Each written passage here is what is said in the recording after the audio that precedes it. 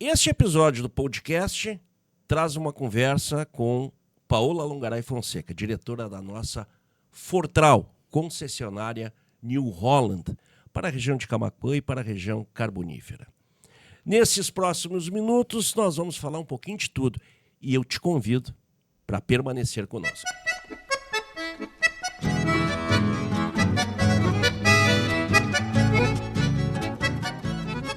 Comigo no estúdio, Paola Longaray Fonseca, quem eu tenho o prazer de saudar pela sua participação aqui. Bem-vinda. Olá, Alex. Olá, quem nos escuta. Muito obrigada. Sabe que eu gosto de bater um papo no microfone, principalmente em boa companhia. E um podcast é a melhor coisa para isso, porque a gente tem tempo, né? Não é igual aquelas entrevistas do programa que a gente vai ligeirão e tal, e daqui a pouco já tem outro entrevistado. Então aqui é bom. Agora, tu és uma pessoa de conteúdo e o podcast tem como critério principal esse aí. É trazer gente que agrega informação, traga um pouquinho da sua experiência. Estes teus últimos 3 anos foram pegados, né? Alex, como é que a gente tem que se desafiar a cada ano, né? Eu acho que também nessa finalização de ano, a gente já fica pensando se a gente conseguiu vencer os desafios que a gente se propôs no início e quais os próximos desafios, né, para o próximo ano.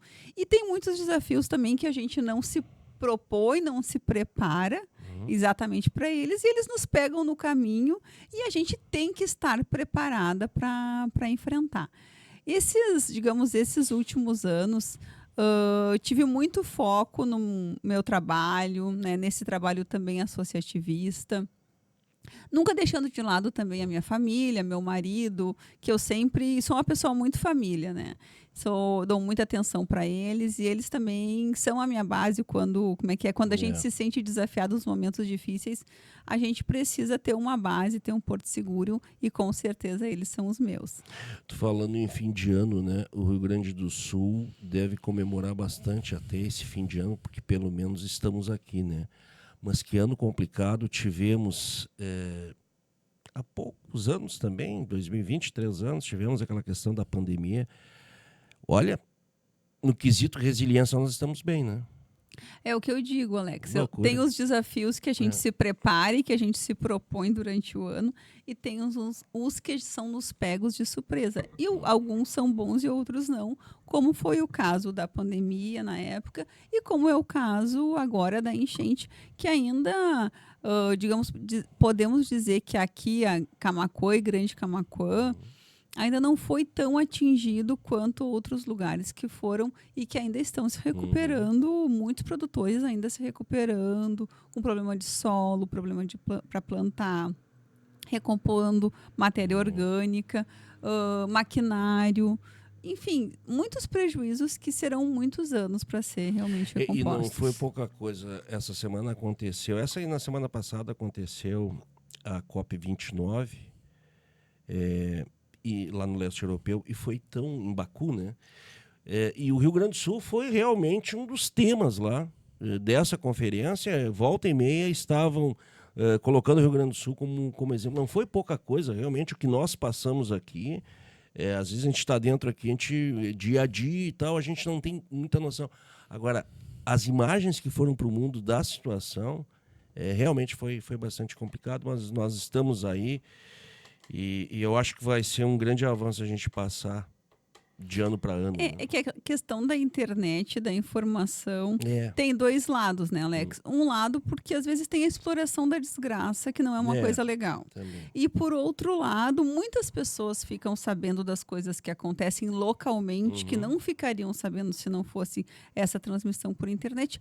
E também daí tem outro olhar que, como tu está dizendo, a gente que está aqui, às vezes não consegue ter. E também de experiências que as pessoas têm com águas, com enchentes, que podem também nos agregar muito futuramente. Que eu acho que o mais importante disso tudo é a gente entender assim, por que chegamos até aqui? Por que isso aconteceu? Não é simplesmente pensar que foi um acaso, que a última enchente foi em 1950. Não. O que nós não fizemos que nós poderíamos ter feito? O que nós poderíamos ter evitado? Eu acho que, com certeza, este olhar de reestruturar o Estado, as barragens, as contenções, os assoreamentos, isso traz muita tranquilidade, mais tranquilidade para as pessoas que ainda estão em lugares que foram encharcados, assim como traz também tranquilidade para as empresas e, consequentemente, para a geração de empregos.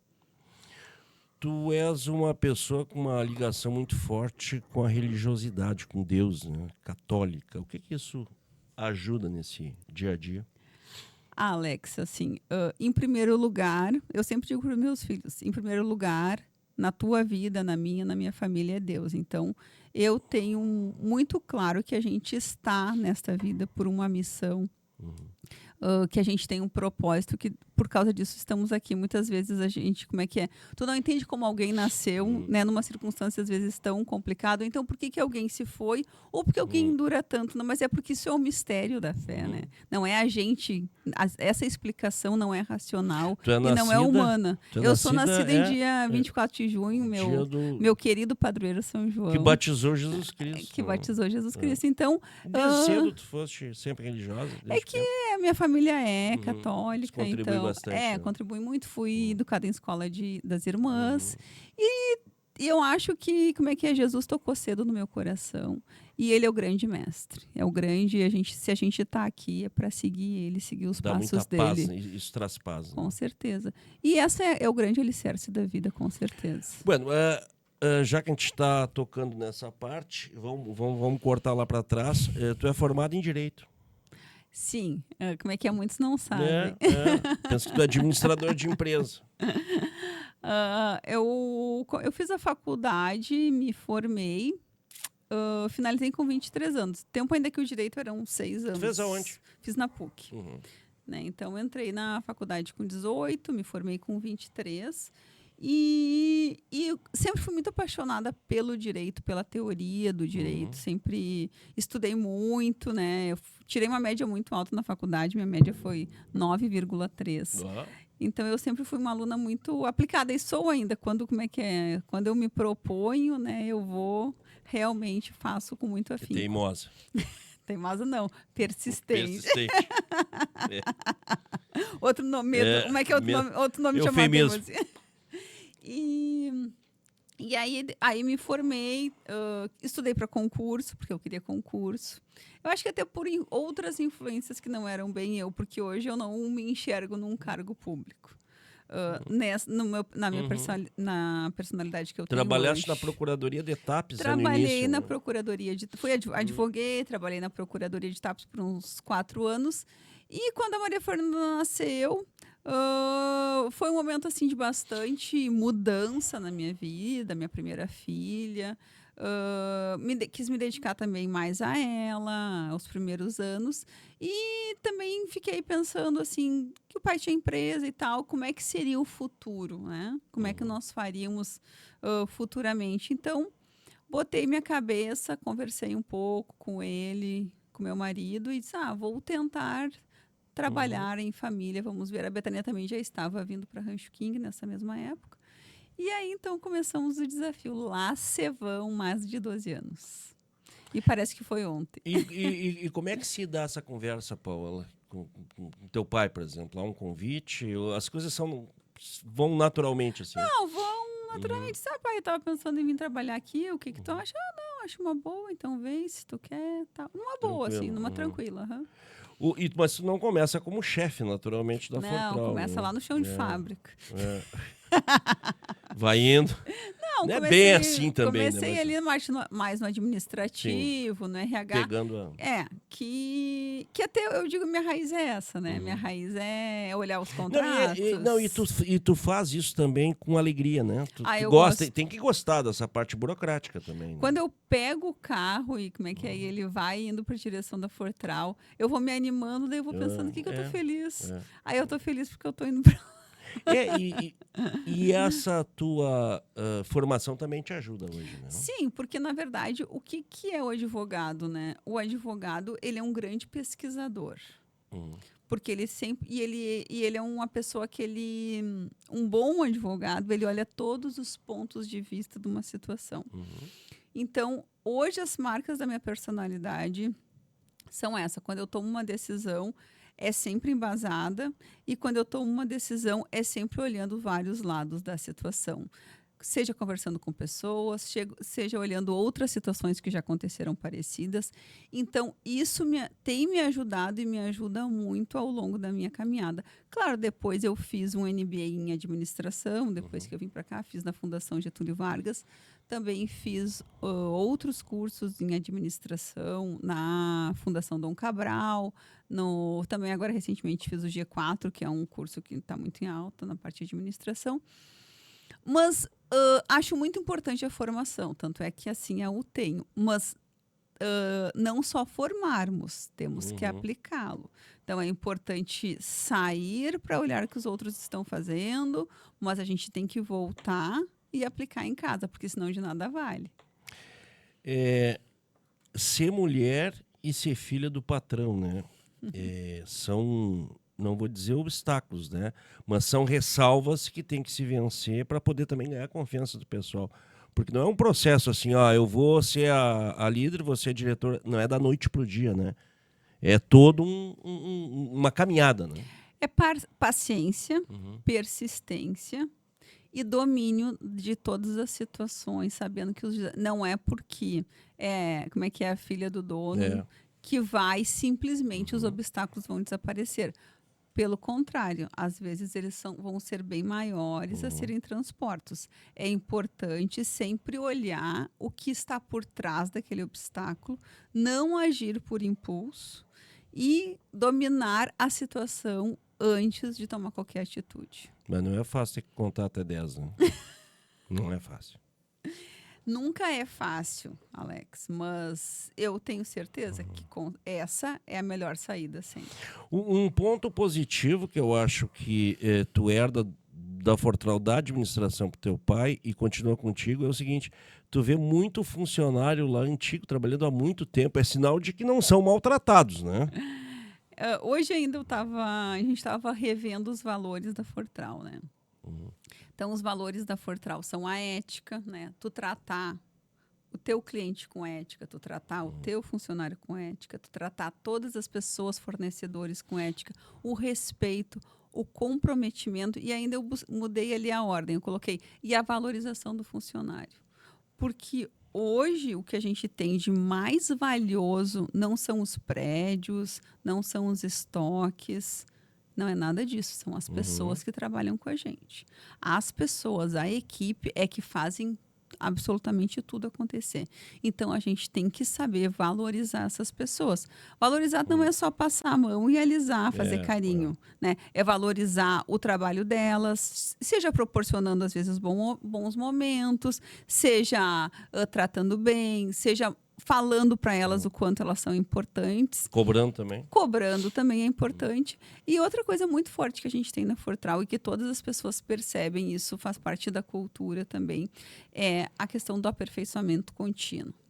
Então, todas as pessoas são continuamente treinadas. Seja para atender, focar no cliente. A gente tem que ter foco no que o cliente precisa. E o cliente ele não vai precisar sempre a mesma coisa. Aquele cliente vai precisar sempre de outras coisas diferentes do que ele precisou ontem. E o Alex é um cliente, a Paola é um cliente, o Daniel é outro cliente. Então, a gente tem que saber atender a cada um diferentemente dentro da sua necessidade. Paola, tu pegas a Fortral também no momento de transposição, né? Do analógico para o digital. Não sei se tu já te deste conta disso aí. Mas, sob teu comando, a Fortral ela passa a ter também um novo conceito de comunicação também, né? Comunicação também. Tanto interna quanto externa, né? Fala um pouquinho dessa tua relação, que a gente sabe que tu surfa bem nisso aí, né? Eu acho que ainda é um aprendizado para todos, no sentido seguinte. A gente tem uma cultura que veio, né, do próprio fundador do meu pai, de atender muito bem as pessoas. Fisicamente, as pessoas se sentem muito acolhidas. Tanto é que as nossas notas de pesquisa de satisfação, no sentido de atendimento, são sempre muito boas, porque a gente tem essa cultura muito forte desde a raiz do meu pai. E eu gosto muito de também as pessoas serem muito bem tratadas. Eu acho que o grande desafio é esse bom atendimento que tu faz físico, tu migrar ele para o bom atendimento digital. Só que o canal digital, ele não tem o acolhimento que a gente tem no É mais físico. frio, né? Ele é mais frio. Então, a gente tem que saber conduzir esse processo digital. Hoje estão sendo todos desafiados. Ainda estou sendo desafiada a fazer isso. Não é um caminho, não é uma terra que, não é um caminho que está ganho. Mas também a gente tem outras maneiras de se comunicar. Seja por redes sociais, seja por site, seja por vídeos, seja também um podcast, rádio. Então, todas essas maneiras também são digitais e são importantes e são jeitos da gente passar a nossa mensagem. Não, e além desse aspecto aí da comunicação e do atendimento, nós temos também essa migração, porque quando tu começas lá 10 anos atrás, tu tem um outro tipo de maquinário e evoluiu muito. Nós temos hoje, a gente tem batido bastante aí nessa questão da telemetria, por exemplo, né? Quer dizer, são avanços que tem para facilitar a vida do produtor, porém, nem todos conseguem receber isso da maneira, digamos, mais adequada, né? A que deveria ser a mais adequada, porque ainda há resistência, enfim. Não, eu acho que também a gente tem que enxergar isso. Tem clientes que não têm tanta necessidade pelo seu tipo de cultivo e pela sua extensão de área de investimentos em altas tecnologias. Alguma tecnologia, um piloto, de repente a própria taxa variável, eu acho que pode ser aplicado, mas dependendo do tamanho da propriedade, não há necessidade de um grande investimento. Claro que ela sempre agrega, né? Mas tem que ver se ela vai te trazer realmente o retorno do investimento, que eu acho que isso é o mais importante. Sempre saber fazer essa conta. Já o produtor maior, como tem mais extensão de terra, cada vez menos mão de obra, qual é o desafio que ele tem? Ele tem que, assim como nós estamos fazendo isso, ele precisa qualificar a equipe dele para usar essa tecnologia que muitas vezes ele adquire e que é subutilizada. Então, isso é um grande desafio que a gente também enfrenta junto com o produtor, porque a gente também propõe treinamentos, propõe que ele se qualifique, porque nada me adianta eu vender um equipamento para o produtor e ele utilizar 20%, 30%, 40% daquela tecnologia. Não, ele tem que usar 100% daquela tecnologia e aquele investimento ele tem que reverter completamente a rentabilidade para ele. Esse é o grande propósito. Aí a gente recorre à ética, né? E eu me lembro de uma situação que nós estávamos na pandemia e aquilo me marcou muito numa participação, tu acha que foi num programa que a gente gravou, alguma coisa, em que tu orientava os produtores a ter cautela, para naquele momento escolherem muito bem no que iriam investir o dinheiro. Isso é ética.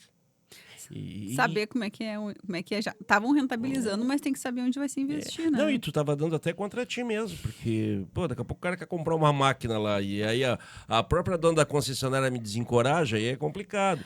Mas era uma situação também diferente, né? Mas, Alex, tudo volta. Isso volta. Sempre positivamente. Tu deixa de ganhar naquela hora. Tudo volta positivamente. Por isso que quando tu, Quando tu baixa uma hora, tu leva o tapa. Quando tu faz o carinho, às vezes não é imediatamente que tu recebe, mas tu recebe. Ô, Paula, essa parte de fidelização dos clientes, a gente vê cada vez um e-commerce mais forte, ou um percentual que responde muito hoje pelas comercializações estão na compra pela internet. Não é o caso necessariamente de máquinas, por exemplo, mais pesadas, como tratores e colheitadeiras, mas drone, por exemplo, que vocês trabalham, e outro, plantadeira, aí tu consegue até fazer esses negócios. Mas a gente vê uma dificuldade cada vez maior de fidelizar esse parceiro, esse cliente, né? Qual é o desafio do varejo daqui para frente? Eu acho que o desafio do varejo, com certeza, é fidelizar. Mas vai fidelizar não pelo varejo, ele vai fidelizar pelo pós-venda, pela servitização, pela assistência que ele vai dar. Porque hoje o produtor ele está muito preocupado também em tomar uma decisão acertada, seja na hora de comprar um maquinário, um implemento ou mesmo um drone. Mas essa decisão acertada também engloba ele ter um maquinário disponível quando ele precisa. E ter o maquinário disponível quando ele precisa é qualidade de produto e assistência quando ele precisa. Né? Seja em peças, seja realmente em técnico, ou seja em alguma assistência por telefone que tem necessidade. E ele só vai ter isso se ele é um cliente que comprou realmente ele tem um relacionamento com o que ele comprou, ou com pelo menos sabe o lugar físico que ele comprou, e se ele tem realmente, claro, que um cliente fidelizado, né, Alex, ele vai ter sempre mais prioridade. E você tem muitos exemplos, né? A gente tem muitos exemplos. E se eu fosse um produtor, sem puxar a brasa pro meu compraria assado, de ti. não, e eu seria fiel, porque se tu sendo fiel, mas funciona. tu vai receber outra atenção. Isso é o básico isso vale da vida. Tudo, né? Isso vale para tudo, né? Isso vale para tudo. Então, eu acho que a gente tem que fazer as escolhas da gente e depois a gente vai sofrer as consequências, ou positivas ou negativas, assim como é uma compra. É diferente de eu comprar um parafuso, ou eu comprar uma colheitadeira, ou eu comprar um trator, ou comprar um implemento, ou mesmo um drone. É bem diferente. A marca New Holland, inclusive agora tu volta de novo para a diretoria da Abraforte, que é a Associação dos Concessionários. Eu faço parte da Associação dos Concessionários New Holland, né? Que é a associação de todos os concessionários do Brasil. É uma associação muito forte, ela tem um ótimo relacionamento com a fábrica. E a gente leva as demandas dos concessionários. Ao invés dos concessionários levarem um a um seus problemas, a gente os reúne e de 3 em 3 meses, mais ou menos. Quantos concessionários são? 56 no Brasil. 56 grupos, né, que eles chamam. Então, para mim, é um desafio também, né? Porque, e é também gratificante porque a gente fica sabendo as realidades aí desse Brasilzão todo. É isso. E são muitas, né? São muitas. É que acho que eu fui picada pela mosca associativista, não sei se ela existe, Alex. Pois é, assim como existe a mosca da política, existe também essa aí. E isso vem junto também um pouquinho depois da tua gestão na Associação Comercial e Industrial de Camaquã. Como é que foi? As pessoas sempre me dizem isso. Por que, Paula, que tu, né, tu ganha alguma coisa com isso? Né? É a pergunta que sempre vem. Não, salário a gente não ganha. É um trabalho voluntário que é feito. Faço tanto pela Associação da New Holland, quanto fiz e estou fazendo pela Associação Comercial de Camaquã. Mas o que eu enxergo nos trabalhos de associação, né? O que a gente ganha com isso? A gente não rema sozinho um barco, né? A gente está sempre acompanhado. E eu, graças a Deus, tenho ótimas companhias. E o que essas companhias fazem com a gente? Elas fazem a gente evoluir, né? Tu geralmente é a média das pessoas que tu estás. Então, se tu tá com empresários que eles estão sempre buscando algo para melhorar, então eles estão sempre te indicando um treinamento, eles estão sempre fazendo alguma coisa diferente do comércio que eles estão fazendo, ou eles estão te levando para um encontro com alguém para tu evoluir. Então, isso, e a própria Federação faz isso com a gente também. Então, eu passei a remar um barco muito melhor acompanhada e me qualificando muito mais para a minha função e tendo informações muito relevantes para o meu negócio. E a base, entende isso aí? Eu digo a base dos associados, a base daqueles que realmente estão ali para, digamos, servir. Eles entendem bem isso aí? Alex, eu acho que cada um faz as suas opções, né? A associação, ela é uma casa aberta para todos. Às vezes falta, talvez, conhecimento. Às vezes falta conhecimento, falta interesse. Falta eu não vou me envolver nisso, porque isso aí é só incomodação. Mas assim, quem não dá, não recebe. Aliás, esse é um problema que nós estamos tendo, sério, e não é só aqui. Não sei se tem a ver com essas novas gerações, isso aí, o que está acontecendo. Nós vamos chegar um momento que não vai ter presidente para essas associações, porque ninguém quer, chega em época de eleição, é complicado. O que a gente pode mudar? Essa gurizada que está aí nas comissões jovens aí, talvez seja uma saída, a gente tem que trabalhar alguma coisa. Eu vejo isso pelos sindicatos rurais. As associações rurais é um terror conseguir substituto. Não, eu acho que o que é importante, Alex, as associações também elas têm que trazerem coisas novas, que agreguem também as novas gerações, né? Buscar, ou seja, eventos, seja palestras, seja qualificações, que agreguem para que as novas gerações se sintam sensibilizadas a estarem participando daqueles movimentos.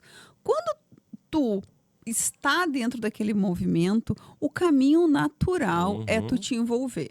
Seja com um grupo específico, de um núcleo, que nem a associação comercial, seja na diretoria, seja na faculdade que agora tem, seja em alguma coisa, o caminho lógico é tu estás te envolvendo com o grupo. E eu vou dizer uma coisa, são eventos muito interessantes que a associação aqui tem promovido para os jovens. E tu gosta de Camaquã, né? Tu tem uma ligação muito umbilical, né? Tu viaja, tu vai, tu podia estar morando em outro lugar até agora. Tu tem uma irmã, inclusive, que está morando fora.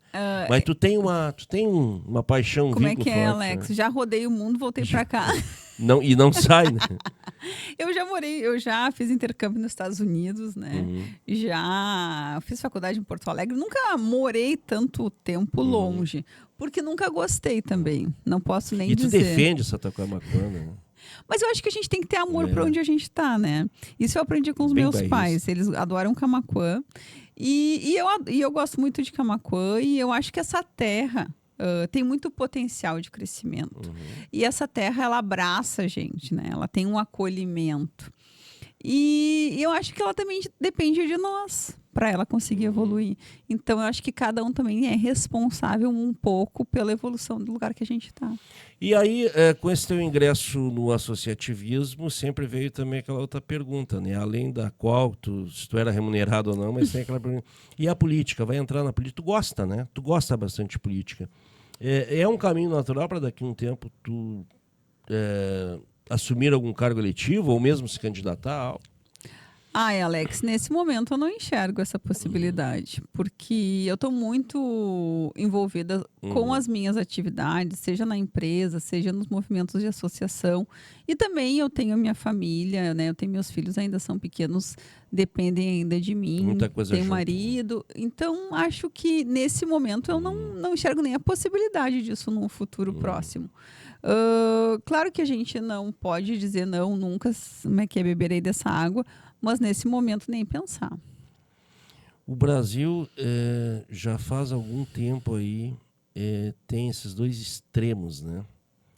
Como tem sido complicado isso aí, né? Quando a gente pensa que vai arrefecer, e aí vem eleição após eleição e a coisa piora. Eu não vejo isso como saudável para uma sociedade. Qual é a tua opinião sobre isso? Eu estava falando questão de política. Eu me envolvo politicamente, né? E eu sou uma grande empreendedora. E eu acho que a gente, com este caminho, a gente às vezes consegue fazer muito pelas pessoas e às vezes até mais do que tu estando em determinado cargo político. Tu pode mudar uma realidade de um local, se tu conseguir gerar mais empregos, conseguir circular mais dinheiro, as pessoas podem ter outra vida que elas não tinham antes. Então, eu tenho esse grande propósito realmente de geração, né, de empreender para realmente os lugares crescerem, porque eu acredito muito no poder do empresário.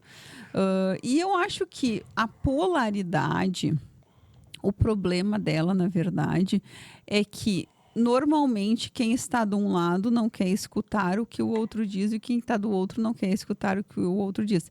Então, se tornam grupos rivais que não se escutam. Isto é o contrário do Estado Democrático de Direito.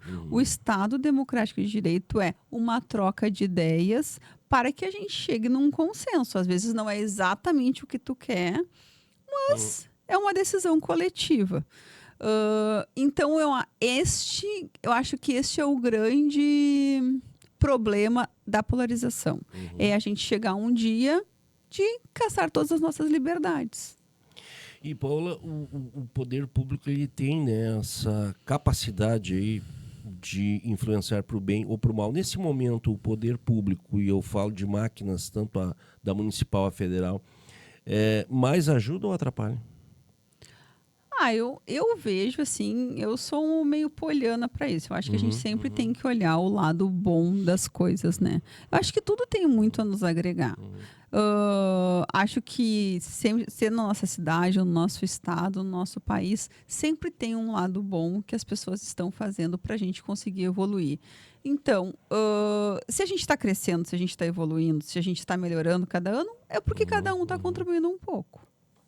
Então poderemos ter num futuro não tão próximo a Paola de candidata a algo, né? Seria bom, hein? Tu que estás falando seria, isso. Não, mas seria bom. Eu não falei isso. Porque, olha, eu vou te dizer uma coisa, representatividade política ultimamente é até complicado. Apesar, Paola, de que nós temos aí algumas boas surpresas, como por exemplo, mesmo que alguns não gostem, mas a forma de Eduardo Leite fazer política, por exemplo, e fazer gestão é uma maneira diferente daquilo que vinha sendo colocado. Bom, se as atitudes políticas dele não agradam todo mundo, é outra história, né? Mas se nós formos pegar a situação pela qual o Estado estava e passando pelo que passou, e aí estamos vivos, graças a Deus, tem que tirar o chapéu, né? Não, eu acho que ele tem uma característica que é admirável, que ele é um cara que ele sabe agregar. Né? Ele é muito agregador e ele sabe acolher, né, algumas demandas. É o que eu estou dizendo, ele sabe acolher umas e rechaçar outras. Então, esta é uma característica muito forte nele e que a gente não vê em todos os políticos. Sem dúvida nenhuma. Nós também, dentro desse processo todo aí de trabalho de comunidade, tem uma situação também que tu pode vir a ser a presidente do Sindicato Rural, também já foi cotada. É que depois da SIC, o pessoal te convida para um monte de coisa, não tem dúvida nenhuma disso aí, né? Como é que é? Mas tem um monte de gente lá naquela diretoria do sindicato, Alex. Mas é um negócio que vai ser mais comum cada vez mais. Paola, vamos falar um pouquinho de agricultura. Gente qualificada. Vamos falar um pouquinho de agricultura. Tu não começou na agricultura, né? Mas hoje tu te viu, né, dentro dela. Apesar de que tu não tá no dia a dia do campo, mas tu compreende perfeitamente tudo isso aí hoje. O que significa hoje para ti o setor primário? O setor primário, para mim, tá na minha raiz, né? Porque eu nasci no meio de lavoura de arroz, me criei no meio da lavoura de arroz, me criei pulando de graneleiro para caminhão cheio de arroz, com pó de mico. Sempre adorei. Sempre fui... Familiarizada e guria moleque que estava sempre aí no meio das lavouras. E sempre gostei muito. E, claro, isso é um olhar infantil, né? É quase uma brincadeira. Mas eu acho que isso fica, né? Para o resto da vida da gente. Essas são as marcas que ficam na caminhada. E hoje o que eu vejo? Sem dúvida nenhuma, né, é o grande pulso, né, da nossa região, da nossa cidade, do nosso estado, do nosso país, é o agronegócio. E o que a gente enxerga hoje do agronegócio do Brasil? Ele é o grande vértice, né, do mundo no sentido de produção. E o que é o diferencial do produtor, né, brasileiro? O produtor brasileiro ele está sempre buscando algo diferente. Ele quer rentabilizar mais, ele quer botar tecnologia, ele está sempre olhando para o lado para ver uma área que ele quer comprar, ele está sempre querendo arrendar uma outra área. Vou plantar outra cultura. Ele nunca faz, no próximo ano, a mesma coisa que ele fez no ano passado. E a gente acha que isso é normal, mas isso não é normal em outros lugares. Não. A gente vê a situação, por exemplo, dos produtores franceses que essa semana voltaram a fazer protestos lá na fronteira com a Espanha, inclusive derramando leite, derramando vinho, botando fora. Qual é o principal medo deles? São os produtores brasileiros, sobretudo brasileiros e argentinos, né? Então eles têm essa visão, quer dizer... Os caras, eles não são bobos. Né? O que eu vejo é que a gente não se acomoda, né? E a gente tem atingido níveis de produção na mesma quantidade de área agricultável surpreendentes a cada ano. Não, e tu olha, por exemplo, a revolução da soja aqui na metade sul. Isso aí é um exemplo, acho que bem acabado desse não conforto, né, dos produtores que sempre, olha... que acontece? O time que está ganhando não se mexe, vamos deixar então isso aí tudo. Não, tchê, mas hoje a gente tem áreas similares de arroz e soja, sendo que há 20 anos atrás isso era inimaginável. Né? E eu acho que o que pega muito também, né, Alex, é essa questão que todo mundo bota a mão na massa junto, tá sempre... vamos melhorar, vamos olhar aqui, melhora a máquina aqui, olha outro, coloca outra coisa lá. Então, isso agrega muito valor. E o que a gente vê com os produtores assim mais da Europa, talvez Estados Unidos, eles já estão muito acomodados na situação. A gente não está nesta acomodação da situação. E eu acho que lá eles são muito subsidiados e a gente acaba que a gente, como não tem subsídio aqui, a gente tem que correr atrás. Não, e tem muita gente que pensa que o produtor brasileiro ganha e o governo dá. Não tem nada disso aí, muito pelo contrário, né? Paga e com dinheiro que não é do governo, diga-se de passagem. Os planos safras não são dinheiro de governo, eu sempre digo isso aí. Então, há ainda mais esse elemento aí que faz com que se fortaleça mais essa imagem do produtor bom, do produtor sério, enfim. Paola, o que a gente pode esperar dessa agricultura agora, mais tecnificada até, né, daqui para frente? Vamos tentar fazer Eu acho que o grande divisor de águas do campo, eu tenho dito isso, é quando a gente realmente atingir a conectividade do campo, né? Também. Quando a gente atingir a conectividade do campo, a gente vai ter internet das coisas daí, né? Aí é trator autônomo, é coletadeira autônoma. Às vezes parece que a gente está tão perto disso e às vezes parece tão longe, né? É plantadeira autônoma. Então, na verdade, esta vai ser a grande virada de chave. Falando da telemetria, por exemplo, claro, tu pode trabalhar com a máquina e depois pegar esses dados que vão ficar lá coletados, enfim, mas nada como em tempo real, né? Ainda há essa dificuldade, essa demanda aí, né? Essa demanda a gente não consegue ainda. E a operação do campo, ela é uma operação ainda muito manual, né? Então não é uma operação que não é que nem uma fábrica, né? Digamos assim. Então ela depende muito de pessoas, de operação. Por quê? Porque também a gente não tem a conectividade. Quando a gente tiver, aí o trator que já avisou a coletadeira que já avisou o trator já veio, já encostou. Então a gente fica imaginando, né? A gente fica pensando como é que vai ser tudo isso. E também, fora isso, eu acho que tem muito a agregar na questão de matéria orgânica do solo, porque já vai conseguir ser analisado o solo, o que tem que ser corrigido, o que já tem que ser preparado, aonde que tem região que está mais alagada, que está menos, que tem que suavizar. Então, irrigação, tudo isso tende a agregar muito.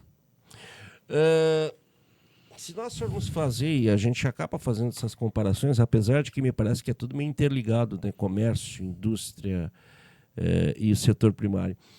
A gente nota, pelo menos eu noto, trabalho bastante com esse setor, né? E eu vejo um pessoal mais ligado, digamos assim. Não sei se as dificuldades elas acabam aproximando as pessoas, mas o que eu vejo também, Paulo, é uma visão, e a gente depende muito dessa visão, essa que é a verdade, da sociedade em relação ao setor rural, ao homem do campo, à mulher do campo. Melhorou bastante isso de uns anos para cá, né? Eu digo esse entendimento, essa compreensão da população urbana em relação ao rural. Qual é a sensação que tu tens? Eu acho que ainda falta... Eu diria que tu faz um ótimo papel nisso, Alex. Tu és um dos grandes comunicadores do agro e de desmistificar o agro. Acho que de um tempo para cá, a gente tem também alguns influencers muito fortes que vêm mostrando a realidade do campo, as dificuldades dos produtores, né? Que aí tu vai entrando na vida real, porque senão parece que é o policial bom e o policial mau. Ninguém é bom e ninguém é mau. Na verdade, todo mundo quer trabalhar, quer prosperar e quer também entregar o melhor alimento possível para a população. E eu acho que aí foi desmistificando um pouco essa ideia. A pandemia deu uma acelerada nisso Pode também, ser, né? Mas ainda acho que tem uma caminhada forte, né? Forte. Nós temos também os adversários do agro. É isso aí. E a gente tem sabe como bem, é que é os haters? E as narrativas, elas são as piores possíveis, né? Mas eu vejo uma defesa maior, eu vejo uma empatia, que é um termo bastante usado hoje, né? desse pessoal da cidade com relação ao pessoal do campo, até pelos resultados que vêm sendo dados. Falando em resultados, nós temos esse evento maravilhoso que é... Aliás, falar em evento, para ti tem um monte de evento, né? Mas esse dia de campo é a menina dos olhos de vocês, eu sei, que é o dia de campo que reúne na Palma, Rancho King, Fortral, toda a turma lá, num engajamento bastante forte. Coisa bonita isso aí. Em seguida já temos outro. Ai, Alex, que loucura, né? Impressionante. 26 de fevereiro, então, Alex. Já estamos nos preparando. Experimentos plantados, as primeiras lavouras a serem colhidas, já estamos organizando os roteiros, contratando material de publicidade. Então, já a nossa equipe, assim, a gente acaba... Isso é caro, né? Isso é caro. Tudo é caro. Mas Nem vou te perguntar o valor do investimento, não é baixo. A gente enxerga o dia de campo quanto o nosso grande cartão de visita para os nossos clientes, no sentido do quê? Para eles verem como a gente faz nossa produção da semente e para eles verem qual é o desempenho que as nossas máquinas, as tecnologias têm dentro da propriedade. Então, nada como tu olhar o mundo real para ver como é que realmente funciona. Então, esse é o nosso grande propósito. Mostrar nossos manejos, nossa produção, nossa maneira de operar, assim como também todo um maquinário que a gente utiliza. E esse ano também, né, o ano passado a gente teve a colheita da Fazenda Palma. A gente vai ter também, depois do almoço, a colheita da Fazenda Palma, com as nossas amarelinhas em campo e o grande sorteio do nosso carro, que a gente está o ano todo isso vai ser aí. uma beleza. Isso vai ser, olha, Paula, e um evento que é um evento que ele inicia de um jeito, ele ganhou um outro status, um outro conceito. Hoje pode-se dizer que é um evento que é institucional até, para a região até, e agora com essa agregação aí da abertura da colheita, traz mais isso aí ainda. Claro que a gente sabe que tudo é comércio. A gente se faz. Agora, dá para fazer as duas coisas, né? Dá para ser parceiro, dá para vender, dá para comprar, dá, né? Não, eu acho que todas as pessoas que vão lá sabem que a gente vende, né, Alex? Como é que é? Estamos aí, como é que é? À disposição dos clientes. Mas eu acho que neste dia, né, especialmente, a gente está aberta a ser institucionalizado no sentido de mostrar quem são as pessoas, quem são os produtos por trás de tudo isso. Eu quero te perguntar agora um pouquinho sobre Fortral, para a gente já encaminhando aí para o fim. A Fortral, recentemente agora, inaugurou em Dom Feliciano, São Lourenço. Gostaria que tu falasse um pouquinho dessa expansão aí da Fortral. A Fortral, então, assim, a gente tinha um ponto de vendas em Dom Feliciano e São Lourenço. Eram menores, né, mais tímidos, digamos assim.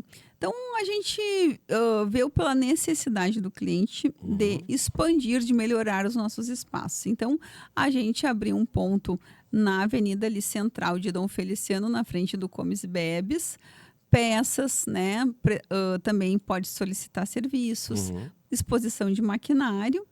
E também em São Lourenço do Sul, bem na entrada da cidade, na avenida principal. Quando entra na cidade, já o cartão de visita. É que nem vai ser que nem bonito, tá vendo as vai fotos, ser igual Camaquã. Entrou bonito, na cidade, já está aí o a ponto, Fortral. né? Hoje vamos fazer a carreata. Da onde? Da frente da Fortral. Acaba como uma Acaba sendo uma né? referência. E aí a gente lá, assim, lá tem aí um estoque ainda maior de peças, já tem mecânico lá também trabalhando conosco, exposição de maquinários, os consultores. Então, a gente está com um espaço bem legal lá para tomar também um cafezinho, os clientes que quiserem. E a gente está fazendo a nossa filial de Guaíba, já estamos a todo vapor. Pois é, também tem lá para cima, né? Que era em Butiá antes, né? Era em Butiá, agora vai passar para Guaíba. Estamos fazendo o prédio.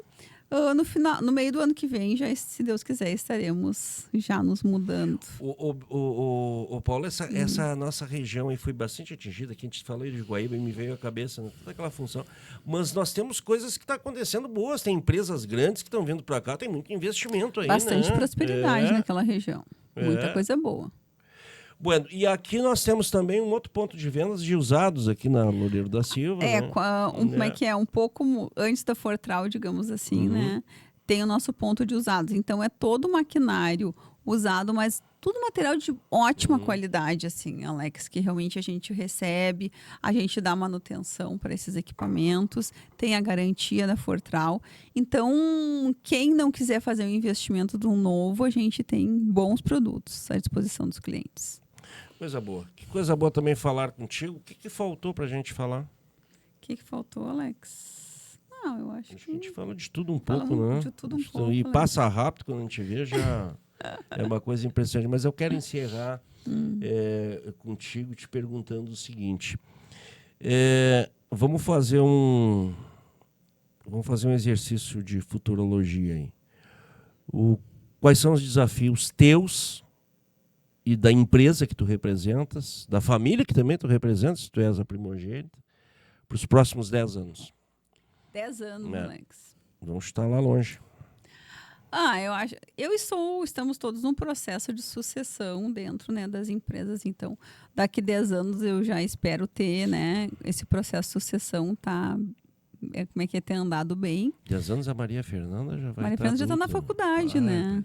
Eu acho que tem muito longe. Então, eu já quero estar os meus filhos encaminhados, né, se formando. E acho que eu quero estar me qualificando bastante para estar assumindo cada vez mais desafios que me agreguem. E também quero estar passeando e viajando um pouco com meu marido, né, Alex? Para aproveitar também. Para aproveitar não é só um pouco trabalhar também, né? E nesse meio tempo virão outras associações também, por que não? Quem sabe, né? Por que não? E como é que é? E sempre, olhando o homem lá de cima, fé em Deus. Uma das tuas marcas que eu sempre vejo é que não tem medo. Só vai. Não tem medo, porque para fazer determinadas iniciativas tem que ter coragem. Sabe que tem os dois lados. Tu dá a cara também para bater. Então, assim como tu é elogiada, também é criticada. E não se pode ter medo disso aí, né? Tem que ter a consciência, Na né? verdade, assim, a gente tem que pensar muito bem nas escolhas que a gente vai fazer. Medo sempre vai dar. Mas a gente tem que ter foco e vai com assertividade. Quando a gente bota foco e vai com assertividade, tu vai vai com certeza acertar o alvo. Pode demorar mais do que tinha planejado, mas vai acertar, vai. E Alex, quem não goste de ti sempre vai existir. Quem fale de ti sempre vai existir. E o que eu sempre digo é o seguinte: a gente, neste caminho dos desafios, sempre vai encontrar quem não faça do jeito que a gente achava que era o certo. E não é por isso que eu vou fazer errado. Eu vou continuar sempre fazendo o certo e o correto. E até agora, nessa minha estrada, sempre eu tive sucesso fazendo o certo. E eu vou continuar fazendo. Porque uma atitude de um líder, ela tem muitos reflexos, né? E tu tem a consciência disso. E a gente tem responsabilidade sobre as nossas atitudes, né? E o líder ainda mais, né? Porque ele vai, tudo que ele faz, ele frutifica, seja para o bem, seja para o mal. Então, se tu tem liderança, tu tem o dobro dessa responsabilidade. Coisa boa falar contigo. Nós que temos essa relação aí tão boa, né? Já há tanto tempo, né? E eu sou muito agradecido por essa amizade, por essa parceria contigo, com a tua família. A gente sempre está sempre torcendo para que tudo dê certo. E eu posso dizer que testemunhei uma evolução muito positiva, desde que lá que tu começou até hoje tu atingir, que não é o ápice ainda. O mais legal, assim, não é o ápice ainda, né? Obrigada, Alex. Tá indo. O dia da reunião almoço que o Roberto estava aí, que é um grande parceiro meu aí, que me ajudou muito na questão de governança, um grande professor de finanças, de contabilidade. Inteligente. Eu disse para ele, meus gurus aí, tá? O Alex aí, meu guru da comunicação, o Roberto, meu guru das finanças. Então é isso aí que vale da caminhada, Alex. A gente ter grandes amigos, grandes parceiros que torcem pela gente e a gente torce para também. E tu também é um cara que evoluiu muito aí neste nicho do agro e a gente só quer ver crescer. Evoluímos juntos.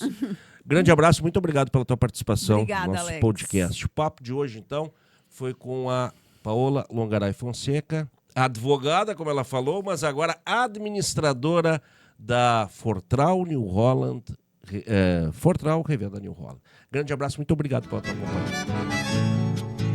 Cada vez que um campeiro abre o peito, num galpão interior que ele traz.